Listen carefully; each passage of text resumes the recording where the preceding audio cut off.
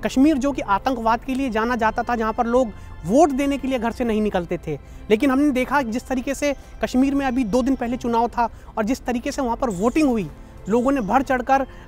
चुनाव में अपना हिस्सा लिया, वोट दिया। तो कहीं ना कहीं ये सारी चीज़ें ज़रूर प्रधानमंत्री मोदी के नेतृत्व में हुई हैं कि कहीं ना कहीं आतंकवाद को उन्होंने जिस तरीके से जवाब दिया और उन्होंने उसका हल निकाला,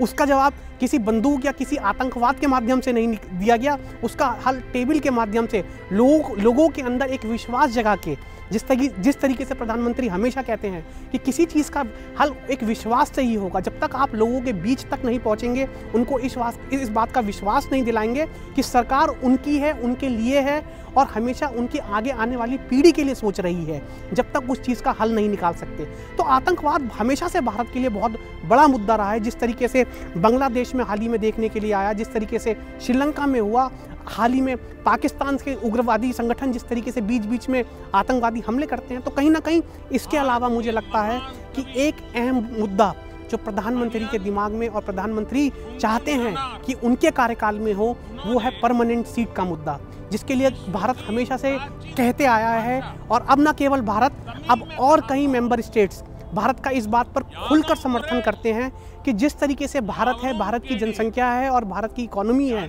भारत को परमानेंट सीट का दर्जा दिया जाना चाहिए, जिसको कि यूनाइटेड नेशंस हमेशा से अनदेखा करता आया है। तो कहीं ना कहीं ये मुद्दा भी प्रधानमंत्री के जहन में रहेगा कि इस मुद्दे को भी वो सिक्योरिटी काउंसिल में उठाएं और सिक्योरिटी काउंसिल में इस बात को जोर दें कि कहीं ना कहीं यूएन सिक्योरिटी काउंसिल को रिफॉर्म की ज़रूरत है। अब जो 5 सदस्यीय परमानेंट देशों के साथ यूएन बनाया गया था, जिस तरीके से गठन हुआ था, अब उसको बदले जाने की ज़रूरत है और भारत को जो उसका ड्यू शेयर है संयुक्त राष्ट्र में, अब उसको संयुक्त राष्ट्र को देने की ज़रूरत है। तो ये सारे मुद्दे मुझे लगते हैं कि पूरे के पूरे प्रधानमंत्री जब संयुक्त राष्ट्र में रहेंगे, आप फ्यूचर ऑफ समिट में जब रहेंगे, तो आप भी देखेंगे कि आपको ये सुनने को मिलेगा कि प्रधानमंत्री इन सारे मुद्दों को संयुक्त राष्ट्र के पटल से कितना मजबूती से रखते हैं।